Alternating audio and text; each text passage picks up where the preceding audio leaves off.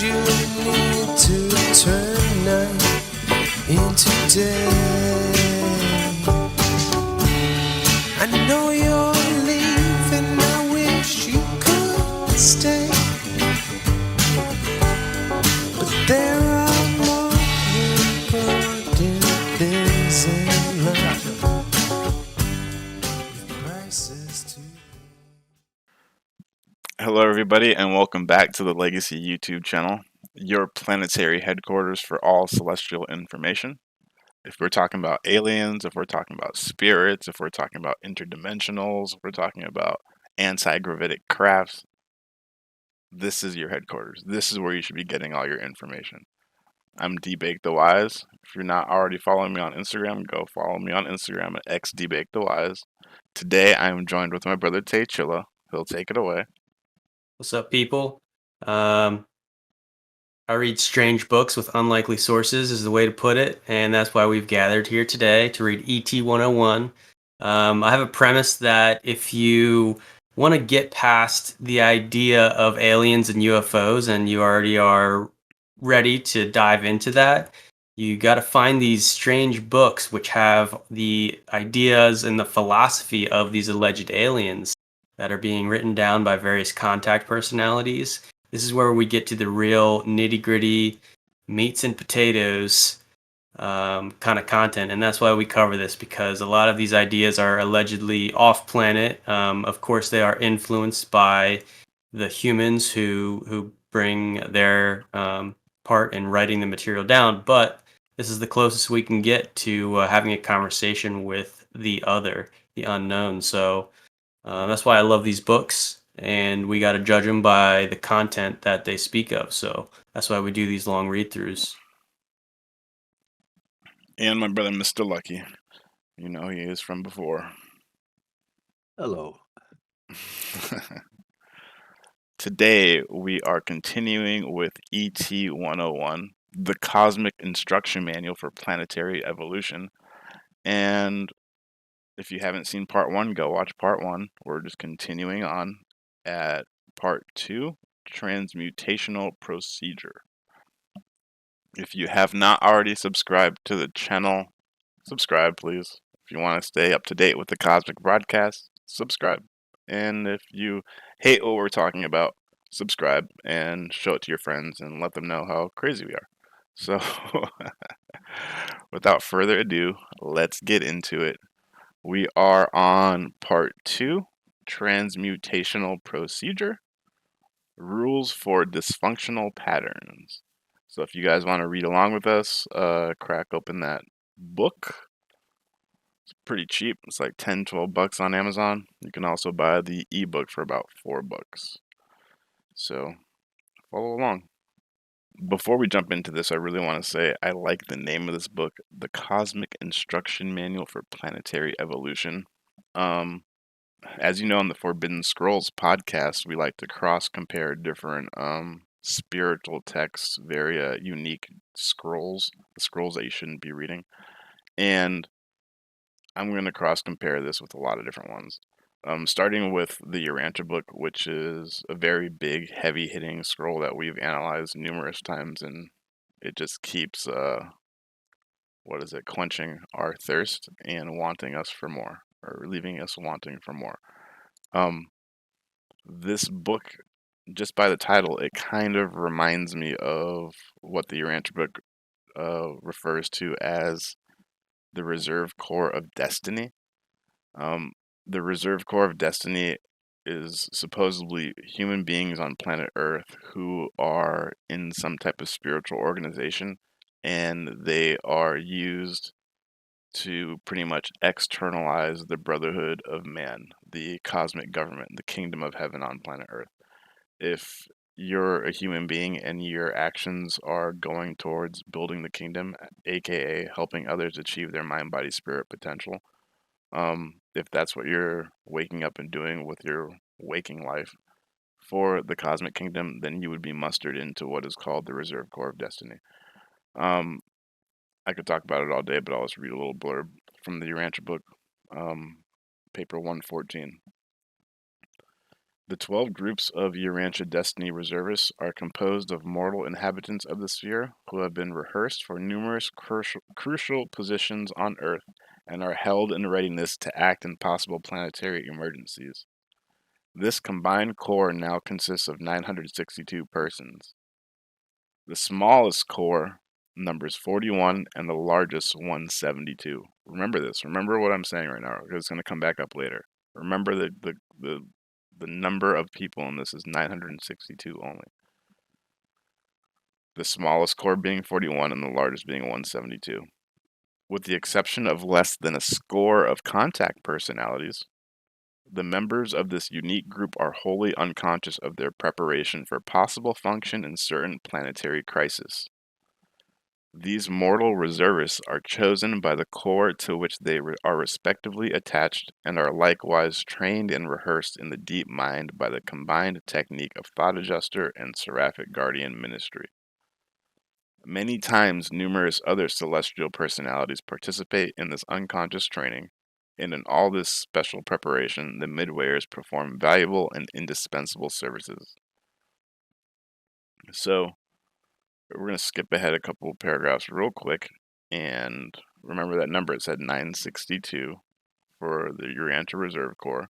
And then if you go down a little bit, a couple paragraphs, it breaks, and in parentheses it says, the Cosmic Reserve Corps of universe-conscious citizens on Urantia now numbers over 1,000.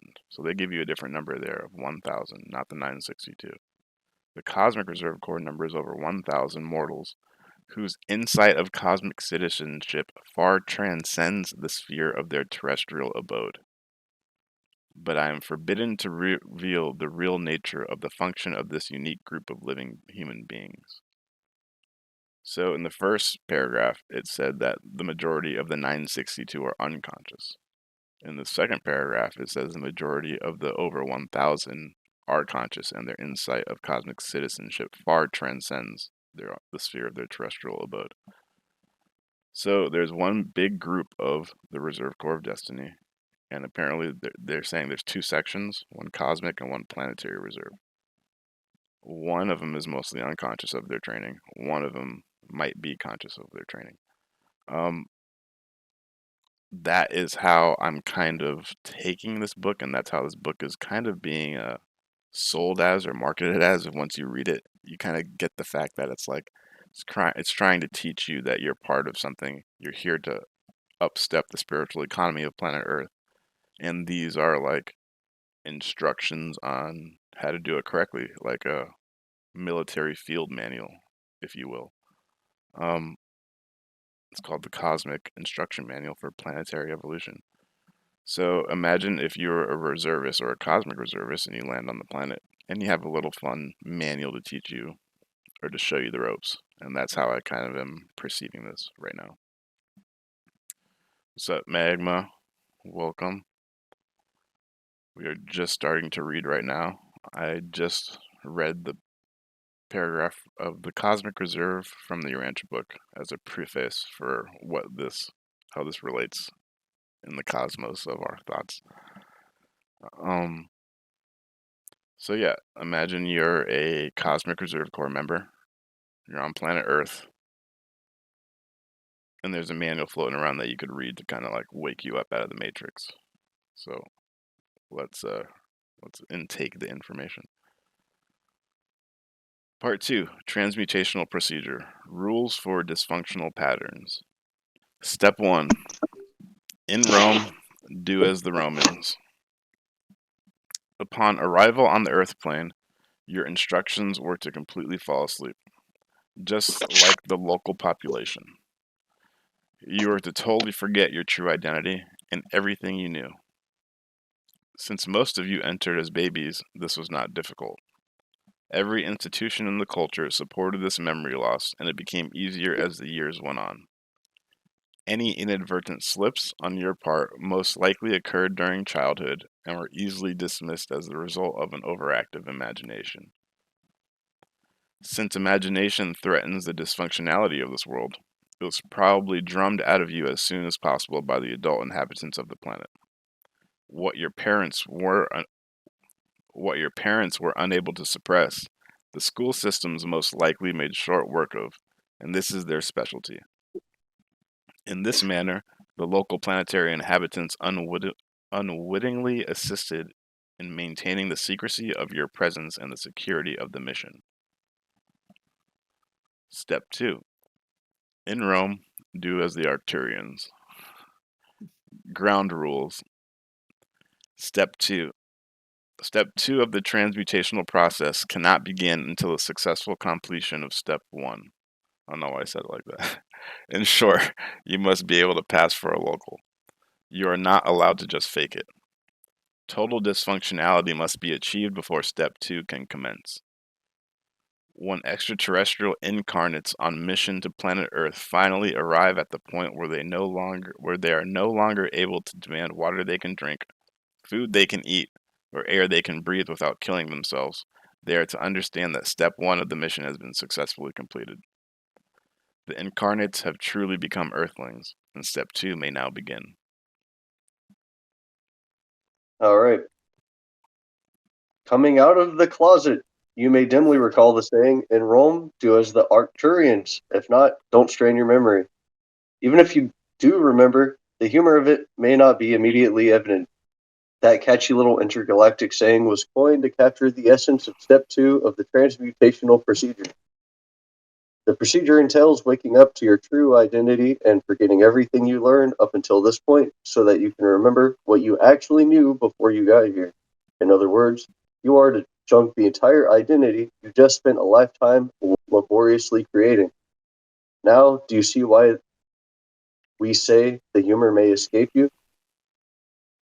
Yeah, see, it's kind of a cool little manual because like every paragraph is like a hard-hitting punch. This is pretty much just saying like, don't identify with that false identity that you build up down here. It's not a full book explaining how you should do it in this woo-woo process. It's just saying like don't identify with that. I know you spent a lifetime building that up, but you're here for a different reason, Yeah, it seems to take a lot of the general insights of the New Age movement and various UFO cults and all that kind of stuff and condenses it into a short little manual. Exactly. Yeah. Little thought nuggets. All right. All roads lead away from Rome. Yes, you understood the preceding entry correctly. You are to disengage yourself from your old identity and disassociate from a declining Rome. After falling asleep profoundly, you are now expected to wake up equally profoundly. Now is the time to dismantle all false identity. Now is the time to forget that which has been learned in difference to that which is deeply known. Now begins the awesome process of altering human history. Now is the time for everything. And now. Ooh. Refer to time-space anomalies and their physical functions in this section for further clarification on now. Also see passing for white and closet cases in troubleshooting for some precautionary instructions about this emerging consciousness.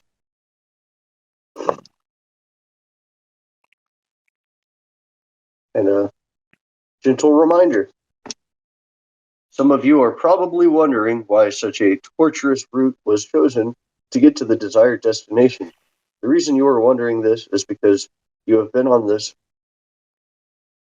The reason you are wondering this is because you have been on this planet too long and have absorbed some, if not all, of its dysfunctional thinking. Keep in mind that this planet is no model for rational thought, and that what passes for sanity here is sending chills down the spine of the remainder of the universe.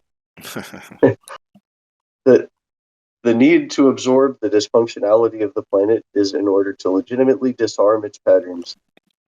Any other method would constitute an invasion, and we do not invade. We alter by earning the right to do so. No entity is permitted to enter an alien world and disarm its dysfunctional patterns without having lived them. That is in compliance with universal law, which we represent. Yes, Although we have had Although we have had transmissions from many of you screaming, "Invade already! Just get me out of here," we regretfully remind you that that is not what you signed up for. Getting out of here is not the point. getting more light into here is. Remember? Yeah, I really like how they put that, how the universal law, kind of like the prime directive from Star Trek, we don't invade. In order to make any decision in the realm, you have to become the entity. You have to integrate with its planetary patterns, whether they're dysfunctional or not. And because our planet's so dysfunctional, you have to become one of us in order to like have a say in the spiritual economy. It's pretty cool.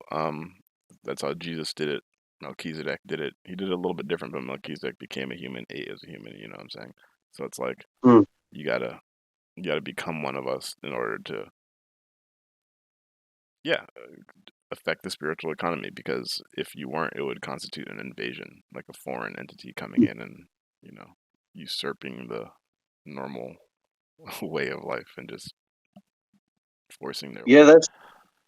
that's what's so tricky about the concept of revelation is how do you upstep a race or a species with like with only using their concepts, their words, and in a way that's not going to completely disrupt their culture or ruin their integrity or their sovereignty or anything like that. Especially, how do you do that on backwards, tangled up mess of like our current cultural situation? If you were to be following those strict rules, then it does kind of add up some of the like revelation phenomena we encounter as we like look at all these belief systems and all that. Like maybe they're following these rules. Yeah, it's like an art form just to be able to do that too. Like we have to land on this planet and not only land on this planet, but use their own concepts and thought forms and not over reveal too much. Like that's a very Mm. precise and meticulous mission. Pretty cool. I'd like to be part of Oh, it. I will be a part of it when I get Well, you maybe there. got to you are. realize too, this I'm planet already is a part of it, right? is really messed up, though. This what we're reading about here uh, is interesting for this planet, but our planet's not in a normal pattern. No, not at We're all. an abnormal planet, Dysfunctional. and Yeah. so there's things happening here that don't happen on a normal planet. Because we don't have a physical planetary prince staff, a central headquarters that we can, learn about stuff from. It's all kind of hidden from us. That's why we got the planetary headquarters, baby. So we have to suss it The out, kind legacy. of. In the Urantia book, giving us all these hints about the seraphic planetary government is a key factor. I think it's interesting to try to find out what their projects are. What are some of the things they're doing? How are they going to unify this world? On a, what are we going to unify around? Mm. What? How are we going to solve all these problems that we have if we don't have a central thing to unify around? So I think that's what they're trying to do. It's, but at the same time, they can't just jump in and they want us to work through it ourselves as part of the Mm. process. Yeah, and that's Did any of tricky. you? We got to find a way to integrate. Like you said, we don't have just one common theme to build around. Although that's what Jesus tried to introduce was just the fatherhood of uh, God and the brotherhood of mankind. And because even that concept has become so distorted, we got to get creative and find ways to bring all these divergent groups together under one common cause. Yeah, we're kind of scattered in that way. Did any of you guys happen to watch the Tucker Carlson interview of Putin? What was interesting about that is how Putin was talking about the religious history, the Christian history of Russia. And he alluded to in the talk that he had hoped that Russia could unite with the United States based on that religion, based on the Christian commonalities.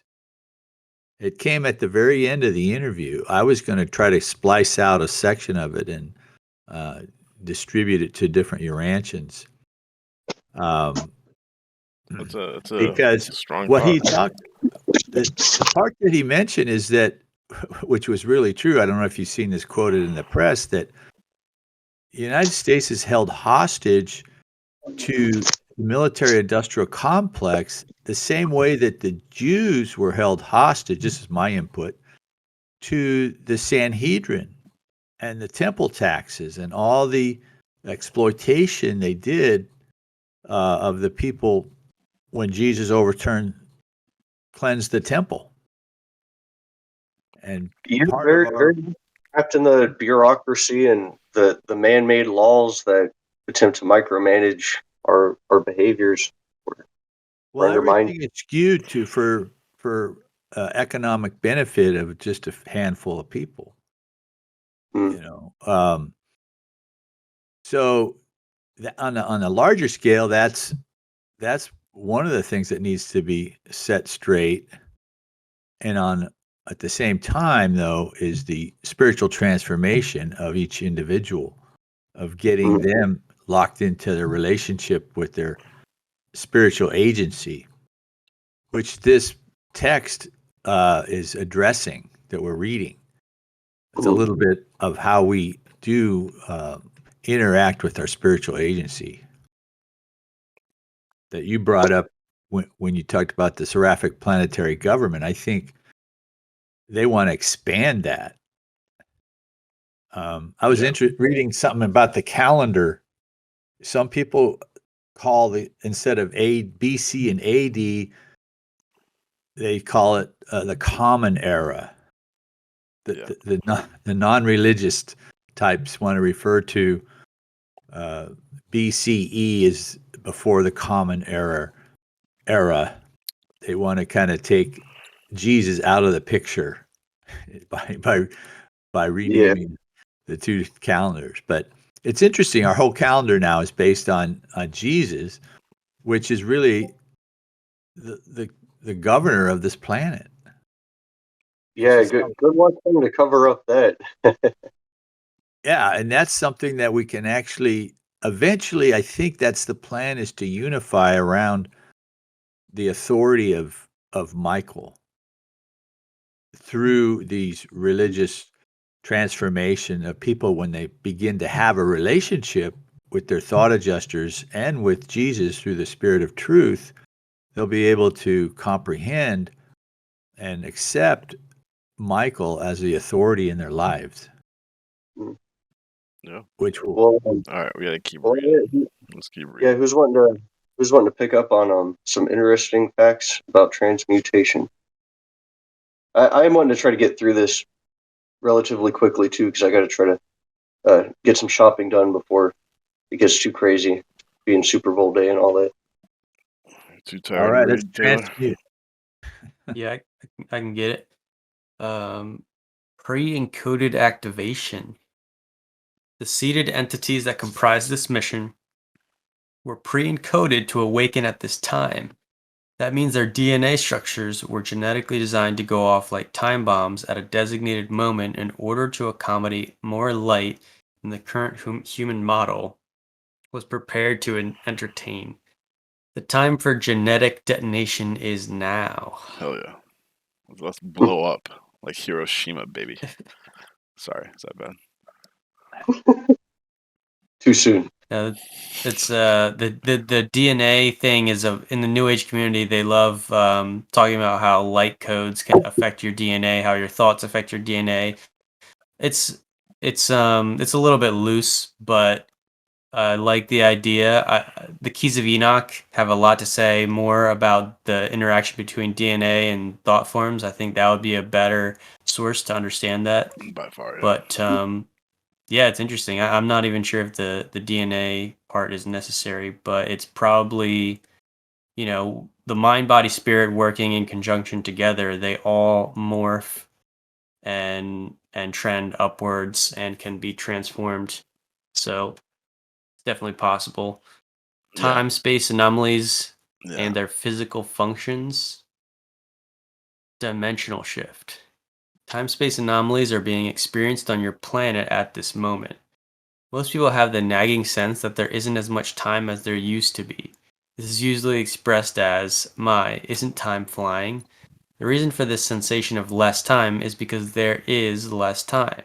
In order for a dimensional shift to occur, time is collapsing to create a new dimensional space. Conversely, space is collapsing to create a new dimensional time. In other words, the time-space relationship that determines your third-dimensional reality is up for grabs. Let's grab it. Now, an actual event, it does not refer simply to living in the present, although that is strongly recommended. A time warp is truly occurring and will continue to accelerate until now is fully reached, and the dimensions can finally interface, much like a ship docking in a spaceport at a predetermined moment. Now there is more now than there was even a few months ago, and even more nows on the way. When Mission Control or any of its alliance members state that time is now, we are reminding you of your genetic agreement as well as being literal. The genetic shift. Another interesting aspect of this anomaly is that your DNA codes were set to go off now before you left. As you may have noticed, that did not occur at your birth or any other time until now. Even though you have lived through many nows, you have not yet lived through this one. The genetic shift is triggered by now to accommodate more now, and the degree of your awakening is in direct relation to the degree of now that you are experiencing, because now determines that awakening.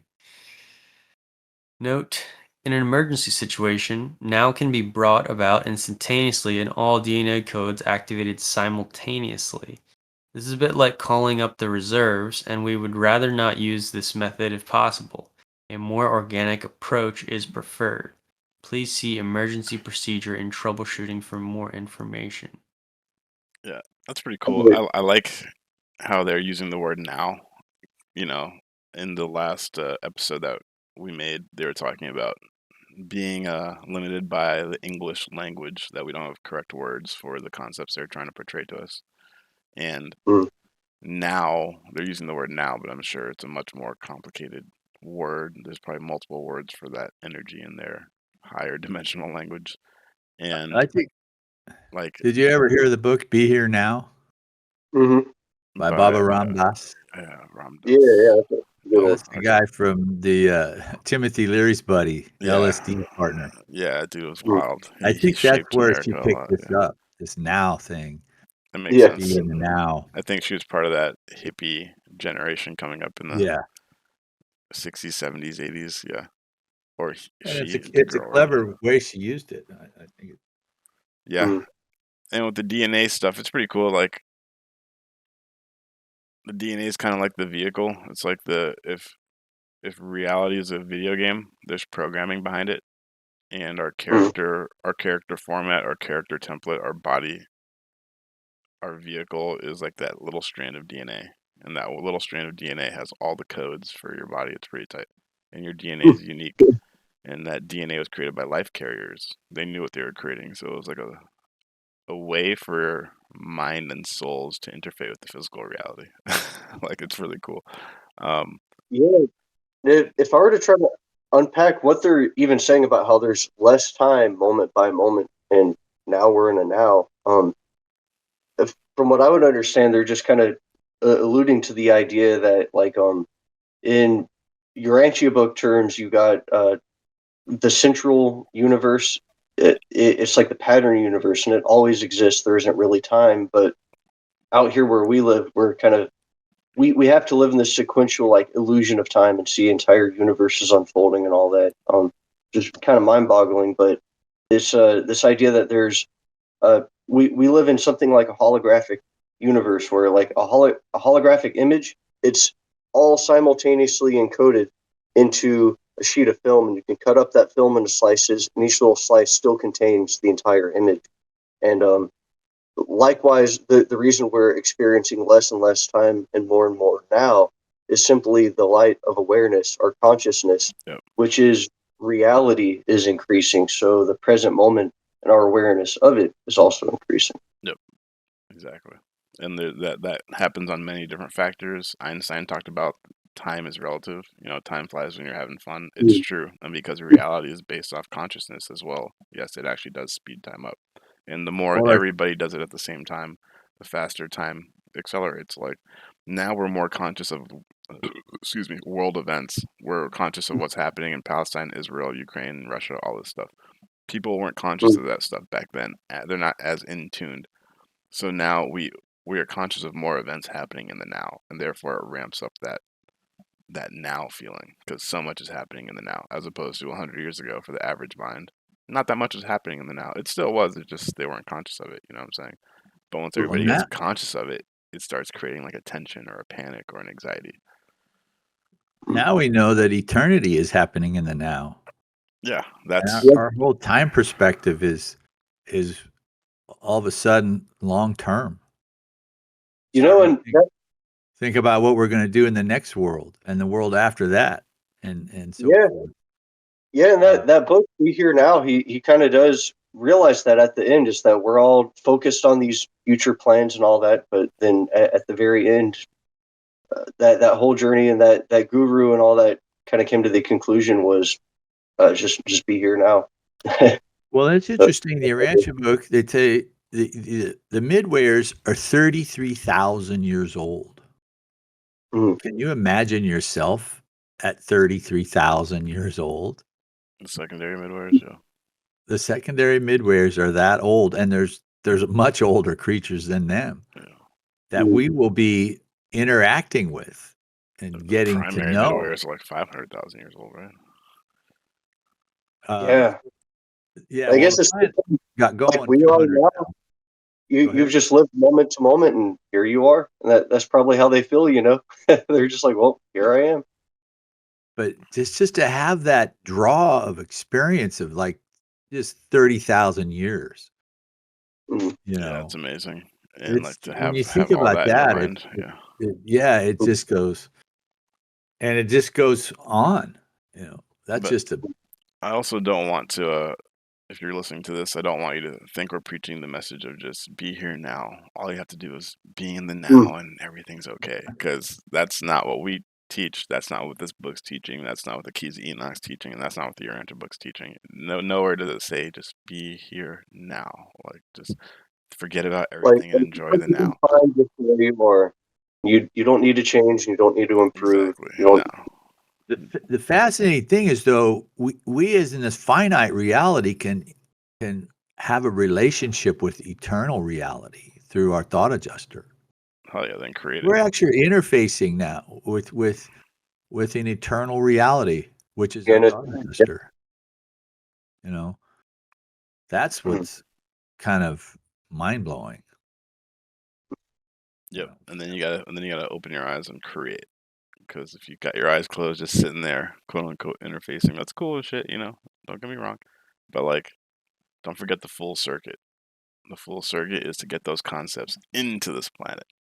You're supposed to be using your personality as a conduit to get these high concepts onto Urantia to build the kingdom. Just sitting there thinking about it ain't enough. I mean, I like meditation, and there's a lot of internal introspective techniques and skills that I want to become a master into. But like, it's not just enough to sit here in the now. You have to. The now should. I'm sorry to say it, but it should create a sense of urgency. You should be like, Yeah, you're right. oh, the now. Oh, it's now. I got to do something. Not like, it's the Yeah, you now. kept- Oh, I stopped. That's a I'm just good gonna point. stop. That's a good way Yeah. to frame the now. Yeah. Is that it does present a sense of urgency to Yeah. be about the Father's business. Business, exactly. Straight up. Mission Control says, we need you to join the Planetary Reserve. The What's be cool, here though, now. is the The technology we have to be able to do this. The communicative technology that exists today through this medium right now, through Zoom and through Discord, to communicate these ideas with people around the world and gain insights from their perspectives. This is we have some powerful technology available to us for the first time, really. We're here now. Yep. So leisure time, rest and relaxation is definitely a sort of energy gathering thing that even Jesus partook in as he point. trained his team Great point. of disciples, as he trained groups of people to like interact and like go do a lot of hard work that like went against the way society and religion was built up against them, was trying to teach something true and uplifting that people could live in their daily lives, all that. So this phrase "be here now," the way I see it, is that it's specifically about that rest and relaxation period that we utilize in our life. But then there is this other side of infinity that's like we're also in this sort of like predatory universe that seems indifferent to our suffering, all these things. And that's where all the action is required to actually subdue our environment, to become the masters of the universe. He-Man. And you can't just be here now and become a master. You have to. It's a mix. It's a mixture of doing and not doing many things. It's a mixture of like totally changing the way you perceive the world, and you can't change your perception. You don't gain freedom of perception by doing nothing. Doing nothing is just one form of perception that is useful for specific tasks, such as rest and relaxation. Yeah. Beautiful way to put it. Great way to put it. Great way to put it. Exactly. When I, you're I, resting I and would even relaxing. Fuck yeah. I would even argue that saying like, let's say you're in a kitchen, and right now if your head is in the clouds and you're elsewhere, you're not paying attention to the pot that's boiling over. So you need to be here now to act, to change your current situation, so things don't unravel, or people don't have to suffer, or whatever the case, you know. So it does require action. Yeah, Amen. this world is a rough place. And we're the revelation is that the universe is actually a loving and kind place. So there's a disconnect. You're on a world that you have predators that are going to gobble you up, eat your children, and give you disease and everything. And the concept is no, the universe is really friendly. But these are problems you have to solve at the same time that realizing you're actually in a friendly universe. So there is that dichotomy to overcome. Um, but again, we're an anomaly. So we would see that perfection. We would see that point of control in the planetary prince's staff. We would see that internal goodness and graciousness in the beings that were manning the Garden of Eden and the planetary prince's staff, but we don't have that visible connection. We have to use our creative imagination. You have to tune into the Legacy YouTube channel. Haha. All right, who wants to I'm gonna read keep deep reading. programming? I'm gonna keep reading for a bit. All right. Deprogramming. As the transmutation of genetic structure unfolds throughout the planet, your pre-encoded genetic program will activate. For a time, you will groggily begin the process of deprogramming from the old systems.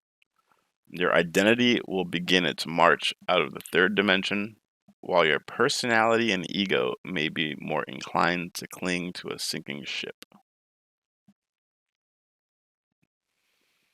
I'm going to pause right there for a second because I did want to that specific quote reminded me of a quote in the Urantia book when I was reading it. It's cool that it's talking about like, shedding your ego, shedding the negative aspects of yourself, Hmm. You must be born again. Yeah, Because your ego is an attachment to something like a sinking ship. exactly. Your Anchor. ego is going to be I want the viewers to know this. I want my brothers and sisters to know this, that ego, those negative thoughts, they're going to try to enforce themselves because they want to survive. And they enforce themselves the strongest right before they're about to fall away. And not to give in to that first feeling of feeling that negative thought. This is actually from the Urantia book. It's when Jesus is risen. after he had already died on the cross and is resurrected in his Urantia body, his spirit body. Um, and he talks to the apostles. He actually talks to Thomas, doubting Thomas. And he says some words that have stuck with me ever since I first read the Urantia book, and I read this part of it.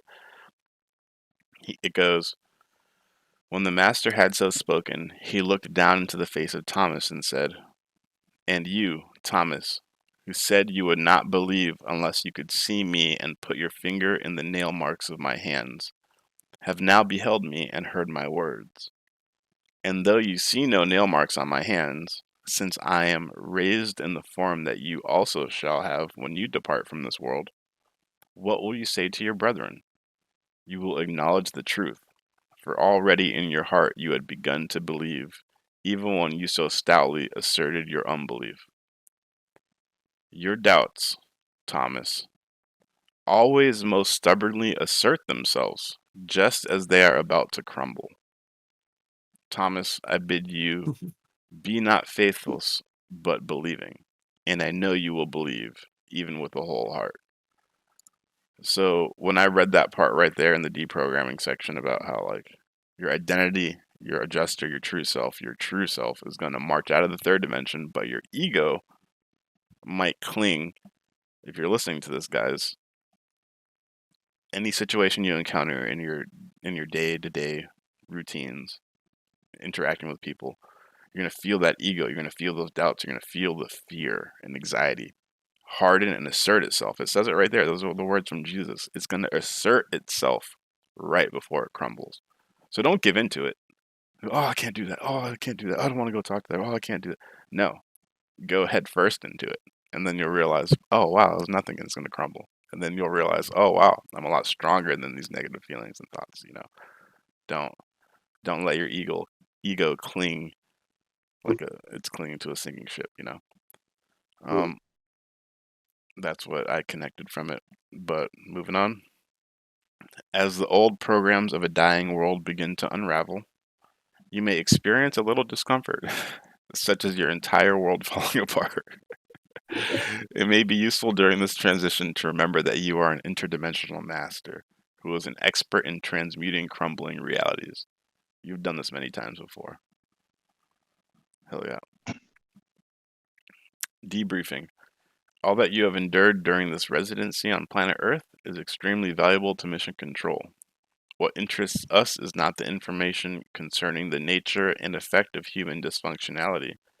If that were all we wanted, we could have just as easily read a newspaper. However, the fact that you endured human denial is of great importance. Why? Because as you transmute, all the dysfunctional patterns that you have willingly taken on will transmute with you.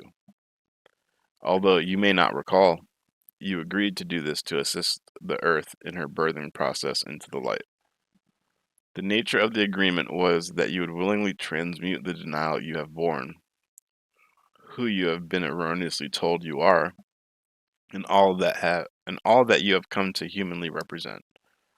You agreed to transmute all this into the very fabric that is to become the new garment of a transfigured world.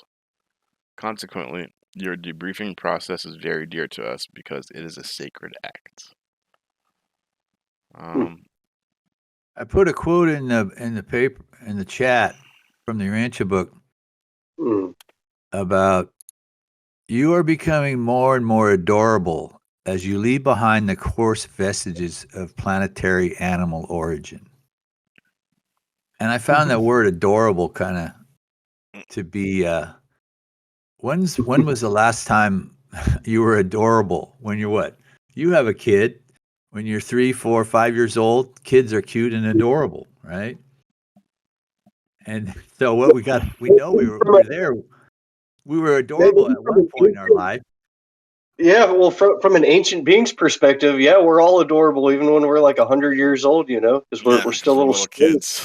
We're still little kids. Well, we think supposedly we know it all. We're going to get more adorable when we get on the mansion worlds. That's our goal. Become adorable. Okay. Yeah. That's funny. It's a weird word. I would almost never use that to describe, but when I think of the base word adoration, that I like that word. Adorable, Yeah. I only associate with like a baby, baby. kind of like the small, cute physique. But like, I get what they're getting. I get what the quote is getting to. It's like when the angels look down on us, like look at the stages in your life.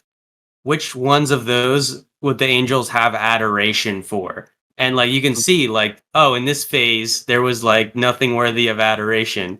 In this phase it was a transmutation process. In this phase I was able to conquer this, and I, got outside of myself and was able to help other people. Like we slowly trends toward this qualities that are worthy of adoration. But yeah, the word adorable See, you're it trying not seems to like a use the word baby word. adorable. I know. Yeah, they use it in the true sense. I- We started using it as this weird baby They word. also, the other Mhm. thing, adjective is marvelous. So not only you're adorable, Marvelous. you're marvelous. You're simply marvelous. Mm, that's That's cute. another. That's our destiny. Which, when they see us at that point on the seventh mansion worlds, when we get to the top of go through all that training, we Mm. we become changed in some big ways. Oh yeah. Mm. Helpful hints for the second coming. The second coming is imminent, and you may as well get ready. This is a particularly good idea because you're it. You are the second coming. Mission Control does not wish to stay on this topic very long because we are aware of the charge that surrounds it due to 2,000 years of organized denial. For this reason, we will give you only one more helpful hint. Become your own Messiah. Why wait? That statement is not only not heretical, it is the entire point. That is what the transmutational process is all about. Mission Control is no further comment. I like that because Jesus wanted us to finish the mission, He ordained apostles and created a huge discipleship, just a woman's core, everything. Us, we're descendants of that lineage, of that order. Us right here, right now. We we're supposed to help usher in the kingdom, the second coming. I know there's a formal second coming of Christ, but it probably won't happen until for a long time. So we need to step And up and do it. and he's supplied the resources through our spiritual agency of the Seraphic Guardian, two of them, and the Cherubim Sanabim that are with us in this mission and will help us work through it. And the resources that we have at our disposal is truly amazing and powerful.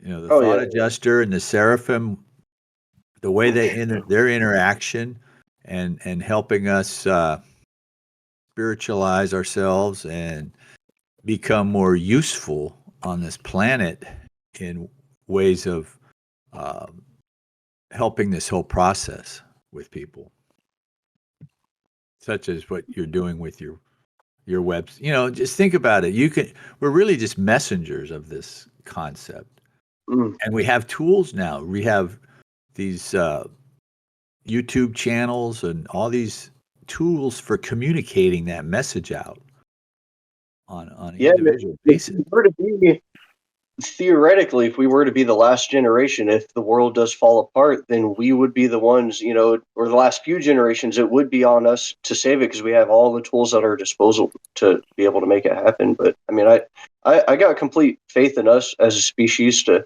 get our act together, and I think that Jesus's mission here wasn't just to end suffering. He wasn't here to give us a bunch of band-aids.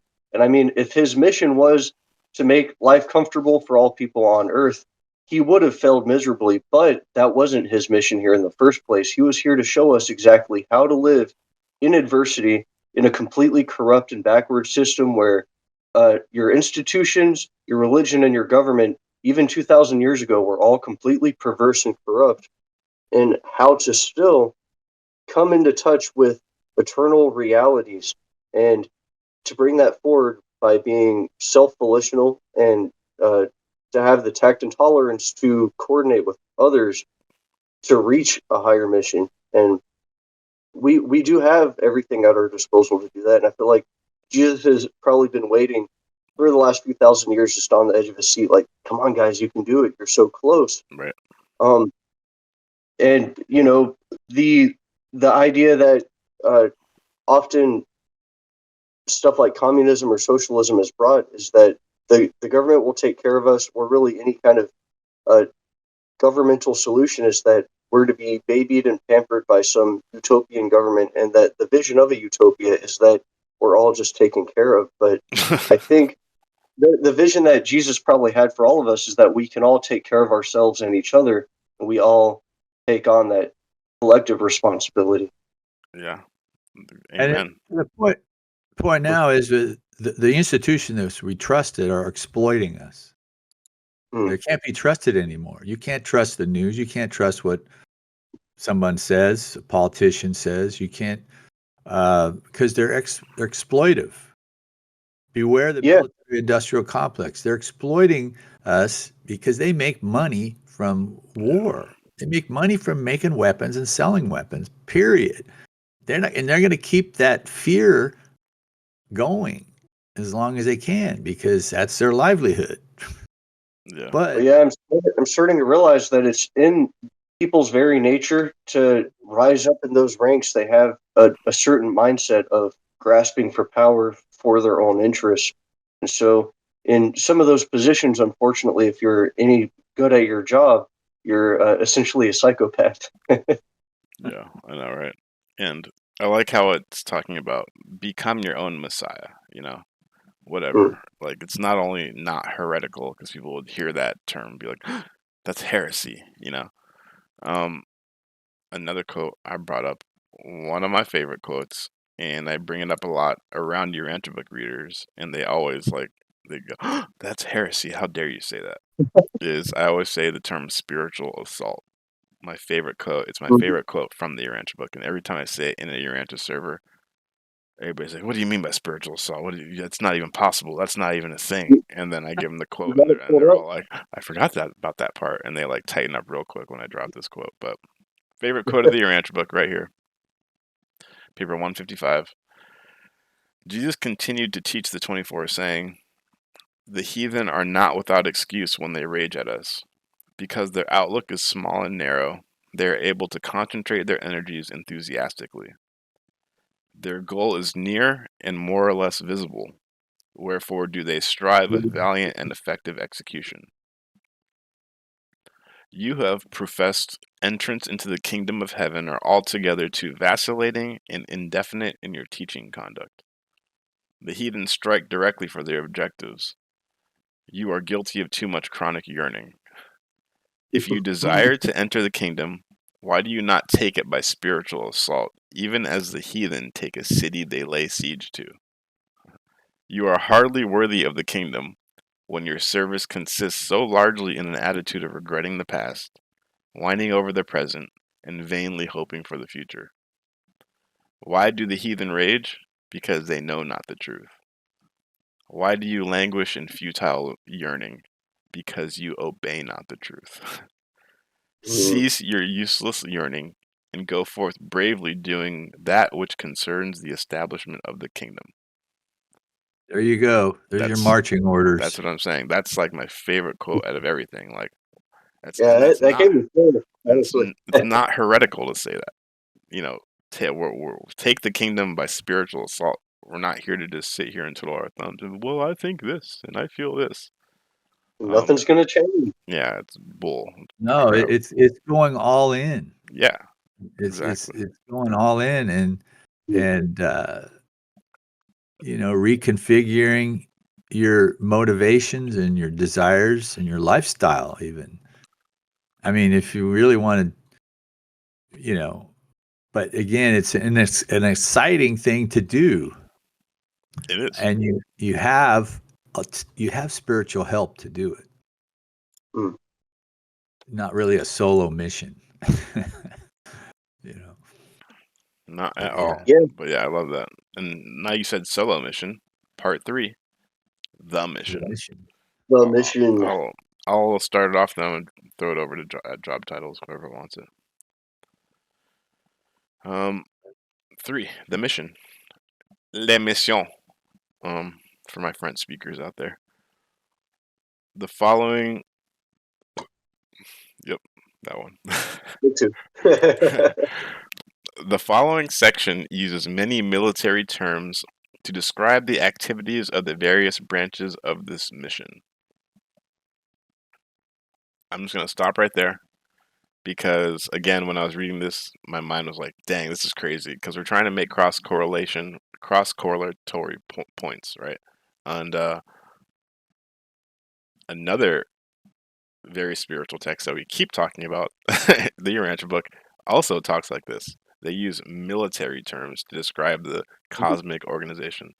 One of the quotes I have pulled right now from paper 113, it says, all seraphim have individual names, but in the records of assignment to world service, they are frequently designated by their planetary numbers. At the universe headquarters, they are registered by name and number. The destiny guardian of the human subject used in this contactual communication is number 3 of group 17 of company 126 of battalion 4 of unit 384 of legion 6 of host 37 of the 182,314th Seraphic Army of Nebadon. The current planetary assignment number of the Seraphim on Urantia into this human subject is 3,641,852. I just read that from the Urantia Book just to show you how that text also uses military terminology for organizational purposes, and that is also what this text is doing. I just got to say this is that was a good place to insert the "Why do the heathen rage" quote, because it shows that you often associate the military with everything that's ever been wrong with the human race, but in kind of a backwards sense, it also represents our highest efforts towards organization and coming together to build. I mean, war has been responsible for all of our engineering efforts for the invention of the radio and radar and Airplanes, communication, computers and airplanes. aviation. All that. And it's because the end was in sight. We had some narrow goal, even if it was the goal of a heathen, like destroy the Russians or beat the Russians to space or something like that. But that fear, that animal fear, still drove us to have a goal in sight instead of just laying around and trying to survive. We all of a sudden, pulled ourselves up by our bootstraps and tried to figure it out. And that's what's good about that kind of military approach is defining terms, coming up with words and categorizing, seeing your landscape clearly, mapping out your terrain and figuring out exactly where you need to go. Then how do you need to get there? Yep. Yeah, OPSEC, security. Yep. Some of the terms. I'm curious whether our militaries got these terms from a celestial origin or the celestials got the terms from our military. I'm kind of curious about which way the nomenclature came from. Yeah. Well, let's hear what they got to say about it. Okay. As above, so So- below. The following section uses many military terms to describe the activities of the various branches of the mission. It is important that you remember we are not engaged in military maneuvers in any sense that the people of this planet understand those terms. We are not here to force a change because we know that force changes nothing. And we are far too interested in change to even try it. We are not at war, and there are no bad guys to defeat. Just an offer of loving assistance to the people we came to liberate. I'm going to take another pause here. Talk about that sentence right there. We are not here to force a change because we know that force changes nothing. And we are far too interested in change to even try it. That's another misconception that we need to clear up as a society. Force and pressure, like actual mechanical force, isn't the nature or the trend of the cosmos. It's not how things move. It's not how things move on like a molecular or atomic level. I want to just quickly bring up. It'll be in the video because I have it on my screen right now. But ionic bonding. Ionic bonding is the type of linkage formed from the electrostatic attraction between oppositely charged ions in a chemical compound, right? So positive and negative attract to each other, right? And around different elements, there's different electrons in the different shells, different amounts of electrons in the shells, and they create different, positive, negative charges. If an atom has a negative charge on the outer shell and another atom has a positive charge on the outer shell and they come kind of close to each other, they're going to create that ionic bond. That's not a mechanical force. That's not me shoving you out into a room. That's literally just one positive, one negative being attracted to each other and they come attracted. So what creates movement down on a molecular atomic level isn't force. What creates movement down on those levels is polarity, attraction. Also temperature, hot and cold air, hot and cold water, they create vacuums, it creates tornadoes. All you have to do is change the polarity or change the temperature and you get movement. That's how true movement works. We think movement works by force, by mechanical force. It's the opposite. It's not like that. And that's what they're trying to talk about in this. Force doesn't change anything, 'cause That's an interesting way to look at it. Is that its conditions kind of change it. movement, yes, movement and polarity, or polarity. movement should be changed by polarity, not by force. So using military force is not the solution. That's why the win hearts and minds, you have to get them attracted to what your nation is putting out, and those people are going to gravitate towards you. You don't have to go to war with them. They're just going to come, and then you change them. We gain power not by exerting force, but by yielding to a higher power. And They're if the we can highest yield attractor, a unifying attractor. we're in a unique position as free will creatures to be able to choose what power we yield to. And of course, we can yield to the higher power of the human race or our nation. And we can rise to power because of that natural leverage of having everyone backing us. But if we try to corrupt it or pervert it and take it for ourselves, it always backfires.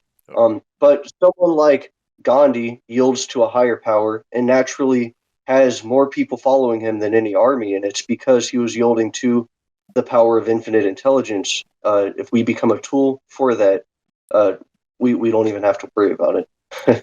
Man, every human being is like a atom out there, and they want to create that ionic bond. But if we can, provide that attracting force to create that ionic bond, and ain't nothing stronger. That's the kingdom of heaven right there. There's an ionic bond that we can form with Jesus. That's exactly. You just talking about what I'm talking about right now. That's that kingdom concept, that unifying ionic bond that gets everybody attracted. Yeah. Because as we dig into the life that this bestowal son lived, he's just so admirable. He has so many admirable qualities. And the whole concept of he's adorable. Yeah, he is. But in the true sense of the word, not like a baby. How he stepped up and bestowed upon the rebellion worlds. His first bestowal was to a rebellion system. And how our creator confronts his problems is something that we can pattern ourselves after. Out of 7 bestowals, I think 3 of them were rebellion bestowals. And the final one here was the roughest one of all, where he allowed himself to be subject to mortal will and be strung up on a cross.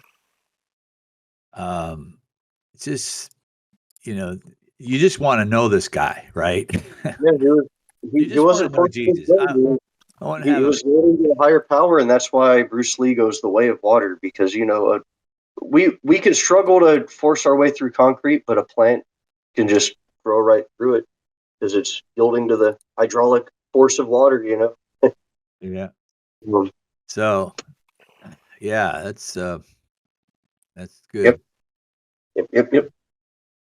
Good stuff. 1 second, I'm gonna keep reading right now. I'm just finding something.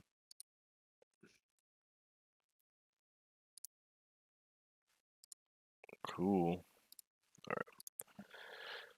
Your belief in the enemy's existence will soon pass as your planet transits out of the third dimension where that illusion resides.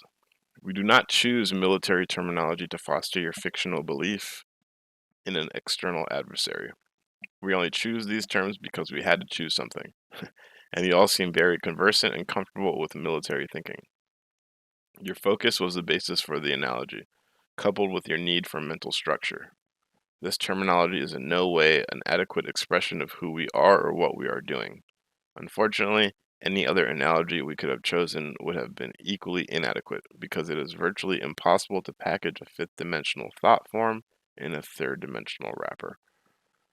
I want to pause there again because Tay Chilla, if you remember when we were reading the Roswell interview, another episode coming out soon, pretty much, or yeah, another episode coming out soon. If you haven't watched it, go watch it. They choose to use a different type of, if we're gonna even consider it real, they choose a different type of terminology with the what is it, the bees and blossoms? It's more of a corporate terminology. They choose not to use military terminology, and they go with the corporate instead of the military, which I guess is another type of syntax that or another type of language or perception you could use to talk about the cosmic hierarchy. I wish Drew was here because he had a problem with that type of talking. He didn't like looking at the universe through a corporate lens. But you can explain all these concepts through a corporate instead of a military terms too. But I'm glad they chose military because corporate Also, just sounds I guess icky. broadly speaking, these are just it's all these both corporate and military structure are actually based on social groups. Yeah. So social groups, and the Trinity is the first existential social group in the 100%. universe.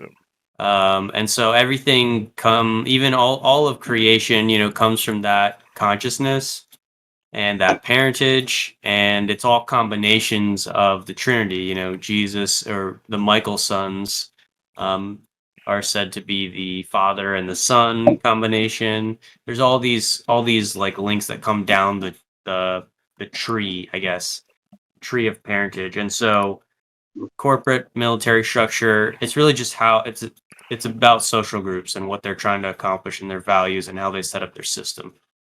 What's interesting too is on the Seraphic Planetary Government, there was a dispute between the Angels of Progress and the Angels of the Churches. And the way they resolved it is I think they assigned it to some midwayers to write the text, and then they had Macavenda Melchizedek reviewed what they had written. Good point. Yep. And that's what actually got finally produced and published. In the Urantia Book. But it's a good illustration of dispute resolution and problem solving handled on a cosmic scale.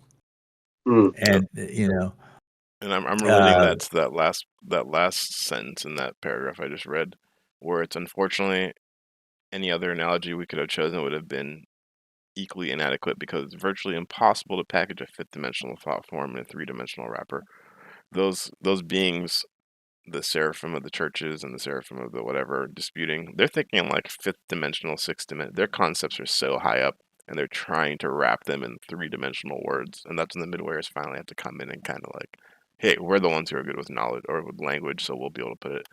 Yeah. And then Macavenda had the final say, who was the head of the Revelatory Commission, who lived a life of as a the human. actual wording of it. Yeah. So it was very interesting how, and when you read through the papers, there's when decisions are made, there's appeal processes to get a second view of it.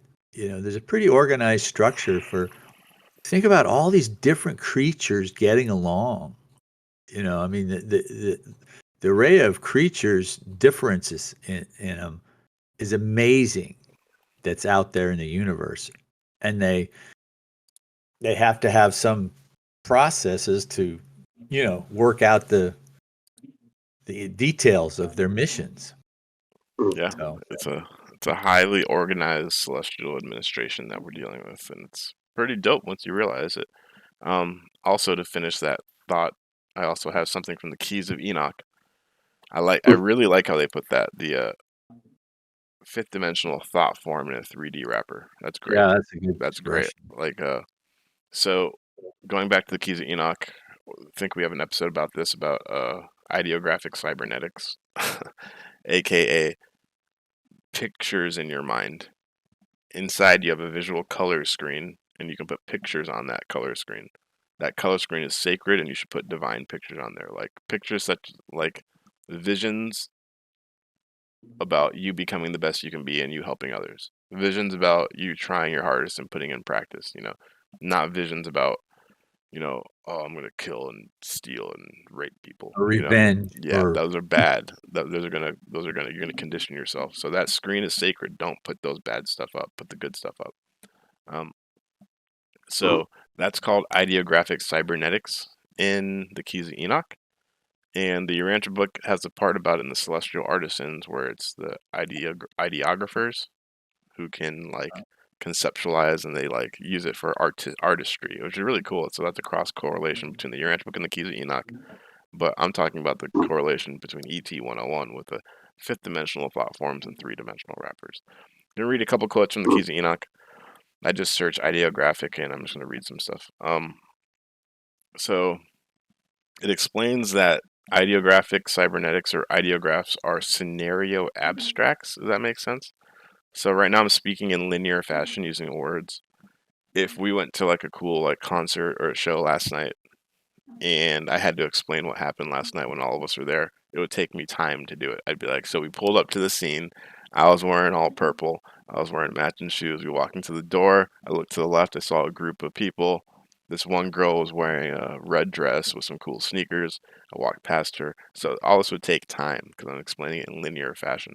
But if all that image, if you could see the image I have in my mind, you get all that data instantaneously. I wouldn't have to use that linear form of speech. And not only would I wouldn't have to speak like that, but you would get more information from that picture in your mind because you would see everything happening at once. You would see not only the girl's shoes, but the guy in the right corner's shirt. All that information would be transferred instantaneously. And that's what the Keys of Enoch calls ideographic cybernetics. So the higher celestial beings have the ability to just beam visuals into your mind so you can get all that information instantaneously. The Urantia book, it says that like, what is it, like they're able to convey like thousands of years of information in like 30 minutes with visual picturizations. So you can get a lot more information transferred via visualizations, aka ideographic cybernetics. And from the Keys of Enoch, the teachings of light are sent down from higher worlds to the lower planetary creations in the higher language of light, which communicates through pulsating geometries of light, or ideographic cybernetics. These teachings of wisdom are given to allow man to have communion with other planets of intelligence.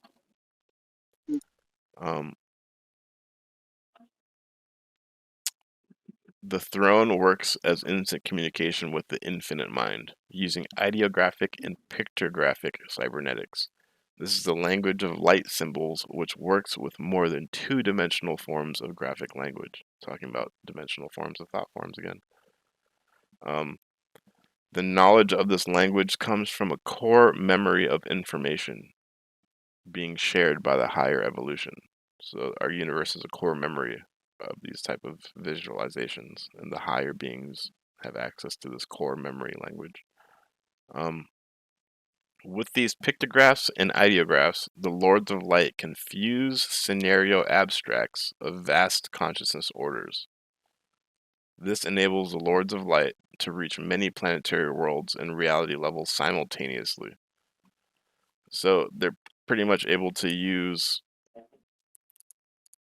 a vision and use that vision to communicate a lot of data instantaneously. And I went really deep with it with the Keys of Enoch right there, but that's what this text reminded me when I was talking about a fifth dimensional thought form. So like a high ideograph, like an abstract saying like, we're using military terminology to convey social organization.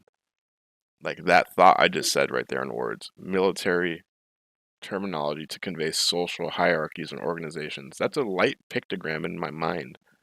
And they're trying to figure out how to use that huge fifth dimensional picture in the high cosmos and put it in the third dimensional wrapper so that we can read it, I guess if I were to put some context to that, it would be like the very fact we even have language is a great improvement over like our pre-human ancestors, like the cavemen before they even had any form of language. How do you communicate any kind of higher concept other than just the basic grunts and squeals that maybe monkeys use to indicate like, oh no, there's a jaguar over there or something. All of a sudden we're able to form words. You know, each letter has some arbitrary value, but you put those together to make words that each have a value. Put those together to make paragraphs and stories. And now let's say like this entire book is a symbol for us that lays out definitions for different words. So now, as truth seekers, or I guess truthers, if you want to call them, we go through all these different books. Each book has a different set of definitions, and now we got all that kind of swimming around in our mind, and we're able to extrapolate like Dang. higher concepts that would otherwise be very difficult or next to impossible for us to be able to grasp Yeah. if we didn't kind of have formulate this more refined language to just Wow. try and approach these concepts. Holy crap. So Well, we're it's interesting. practicing that ideographic cybernetics right now by comparing Yeah. different books, because then the book in itself is a form of terminology and definitions that we agree upon.